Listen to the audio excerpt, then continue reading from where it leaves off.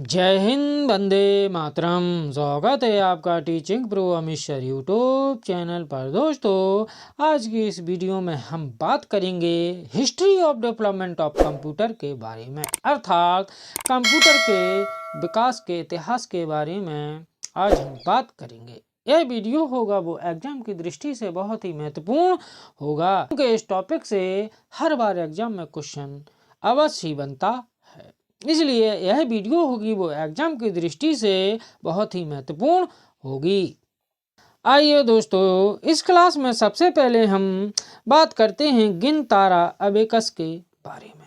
इसमें सबसे पहले हम देखते हैं कि गिनतारा यंत्र है, इसका आविष्कार है वो 5000 वर्ष से भी ज़्यादा पुराना है। गिनतारा यंत्र का आविष्कार 5000 वर्ष से भी ज़्यादा पुराना है तथा यह गणना में सहायक प्रथम यंत्र था। अर्थात गणना करने के लिए प्रथम यंत्र कौन था? तो यहाँ से हम कह सकते हैं कि गिनतारा गणना में सहायक प्रथम यंत्र था। आइए दोस्तों, इसके बाद देखते हैं कि गिनतारा का आविष्कार था वो कहाँ पर हुआ था। तो यहाँ से हम कह सकते हैं कि गिनतारा का आविष्कार है वो चीन में हुआ था। आइए दोस्तों, इसके बाद हम बात करते हैं नेपियर बोन्स के बारे में। तो यहाँ से हम कह सकते हैं कि नेपियर बोन्स का आविष्कार है वो जॉन नेपियर द्वारा किया गया। नेपियर बोन्स का आविष्कार किसके द्वारा किया गया? जॉन नेपियर द्वारा किया गया। कब किया गया? 1617 में किया गया। नेपियर बोन्स का आविष्कार कब हुआ? 1617 में हुआ। किसके द्वारा हुआ? जॉन नेपियर के द्वारा हुआ। आइए दोस्तों, इसके बाद हम बात करते हैं स्लाइड रूल के बारे में। तो यहाँ से हम कह सकते हैं कि स्लाइड रूल का आविष्कार है वो 1620 में किया गया। स्लाइड रूल का आविष्कार कब किया गया? 1620 में किया गया। किसने किया? तो यहाँ से हम कह सकते हैं कि जर्मनी के गणितज्ञ विलियम ऑटरेड ने स्लाइड रूल का आविष्कार किया।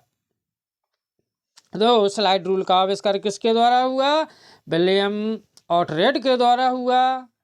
विलियम ऑटरेड कहाँ के निवासी थे? तो यहाँ से हम कह सकते हैं कि जर्मनी के निवासी थे। और स्लाइड रूल का आविष्कार कब हुआ? 1620 में हुआ।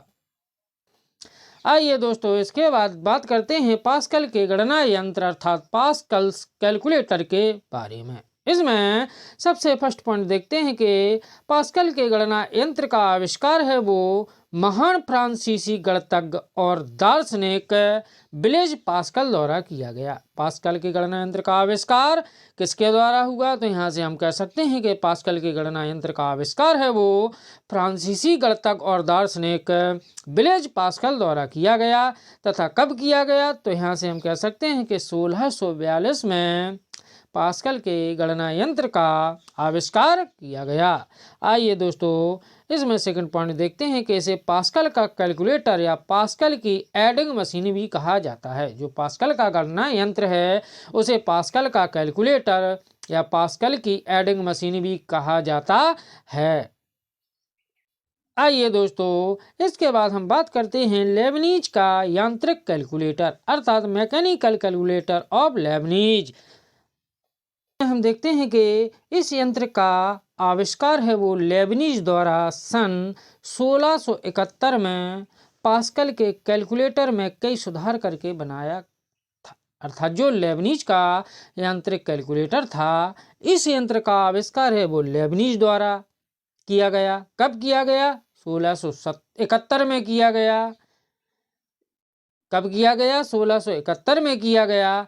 तथा इस यंत्र को पास्कल के कैलकुलेटर में कई सुधार करके बनाया गया था। तो यहाँ से हम कह सकते हैं कि लेबनीज के यांत्रिक कैलकुलेटर का आविष्कार है वो लेबनीज द्वारा 1671 में किया गया। तथा इस कैलकुलेटर का आविष्कार है वो पास्कल के कैलकुलेटर में कई प्रकार के सुधार करके बनाया गया था। आइए दोस्तों, इसके बाद देखते हैं चार्ल्स बेबेज का डिफेंस इंजन अर्थात defence engine of Charles Babbage.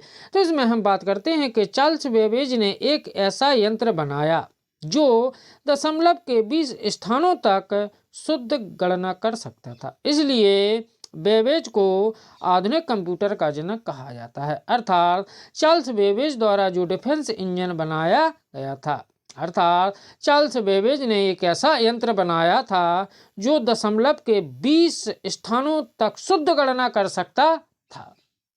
इसी को चार्ल्स बेबेज का डिफेंस इंजन कहते हैं तथा इस आविष्कार के कारण चार्ल्स बेबेज को आधुनिक कंप्यूटर का जनक भी कहा जाता है। आइए दोस्तों, इसके बाद हम बात करेंगे चार्ल्स बेबेज का एनालिटिकल इंजन के बारे में, अर्थात एनालिटिकल इंजन ऑफ बेबेज। तो इसमें हम देखते हैं कि अपनी डिफेंस इंजन की सफलता से, अर्थात डिफेंस इंजन की सफलता से उत्साहित होकर चार्ल्स बेबेज ने यह यंत्र बनाया जो आश्चर्यजनक रूप से आज के कंप्यूटरों से मेल खाता था। अर्थात जब चार्ल्स बेबेज ने डिफेंस इंजन की सफलता को देखा तो उस सफलता से वो उत्साहित होकर उन्होंने एक ऐसा यंत्र बनाया जो आश्चर्यजनक रूप से आज के कंप्यूटरों से मेल खाता था। आइए दोस्तों, इसके बाद हम बात करेंगे पंच कार्ड उपकरण के बारे में। यहाँ से हम कह सकते हैं कि पंच कार्ड उपकरण का आविष्कार है वो जोसेफ मैरी जे कार्ड द्वारा किया गया। पंच कार्ड उपकरण का आविष्कार किसके द्वारा किया गया? जोसेफ मैरी जे कार्ड के द्वारा। कब किया गया? 1801 में किया गया तथा इस मशीन का आविष्कार किया इसलिए इसे जैकार्ड्स लूम भी कहा जाता है तथा पंच कार्ड उपकरण का आविष्कार करने के कारण इस उपकरण को जैकार्ड्स लूम के नाम से भी जाना जाता है। आइए दोस्तों, इसके बाद हम बात करेंगे कुछ प्रारंभिक कंप्यूटरों के बारे में। तो इसमें हम बात करते हैं कि सर्वप्रथम 1942 में कंप्यूटर आया था, उसका नाम था अटन सॉफ्टवेरी कंप्यूटर। 1942 में जो कंप्यूटर आया था उसका नाम क्या था? अटन सॉफ्टवेरी कंप्यूटर था। इसके बाद 1943 में मार्क आई करके कंप्यूटर आया। 1943 में मार्क आई करके कंप्यूटर आया। इसके बाद 1946 में N1 नाम का कंप्यूटर बनाया गया। 1946 में N1 नाम का कंप्यूटर आया। इसके बाद 1949 में एडसेक नामक कंप्यूटर बनाया गया। आइए इसके बाद देखते हैं कि 1950 में एडवेक नाम का एक कंप्यूटर आया और 1951 में लियो कंप्यूटर आया और 1951 में यूनिवेक फर्स्ट नामक कंप्यूटर आया। इसमें क्वेश्चन फर्स्ट देखते हैं कि कंप्यूटर में काम करने के लिए किस सॉफ्टवेयर का उपयोग किया जाता है। क्वेश्चन में क्या दिया है कि कंप्यूटर में काम करने के लिए किस सॉफ्टवेयर का उपयोग किया जाता है। तो यहाँ से हम कह सकते हैं कि कंप्यूटर में काम करने के लिए एप्लीकेशन सॉफ्टवेयर का उपयोग किया जाता है। आइए दोस्तों, इसके बाद क्वेश्चन सेकंड देखते हैं कि प्रोग्राम हेतु विकसित की गई सर्वप्रथम भाषा थी। तो यहाँ से हम कह सकते हैं कि प्रोग्राम हेतु विकसित की गई सर्वप्रथम भाषा थी, उसका नाम था फोरट्रॉन भाषा।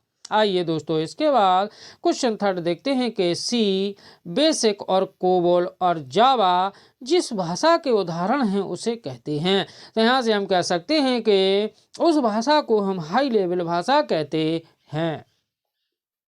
आइए दोस्तों, इसके बाद क्वेश्चन फोर्थ देखते हैं कि कंप्यूटर भाषा फोरट्रॉन किस क्षेत्र में उपयोगी है। तो यहाँ से हम कह सकते हैं कि कंप्यूटर भाषा फोरट्रॉन होती है वो विज्ञान के क्षेत्र में उपयोगी होती है। आइए दोस्तों, इसके बाद क्वेश्चन फिफ्थ देखते हैं कि डीवीडी उदाहरण है। तो यहाँ से हम कह सकते हैं कि डीवीडी उदाहरण होता है वो ऑप्टिकल डिस्क का एक उदाहरण होता है। आइए दोस्तों, इसके बाद क्वेश्चन सिक्स देखते हैं कि टेली प्रोसेसिंग तथा टाइम शेयरिंग का प्रयोग किस पीढ़ी के कंप्यूटरों में हुआ था। तो यहाँ से हम कह सकते हैं कि टेली प्रोसेसिंग व टाइम शेयरिंग का प्रयोग है वो तीसरी पीढ़ी के कंप्यूटरों में किया गया था।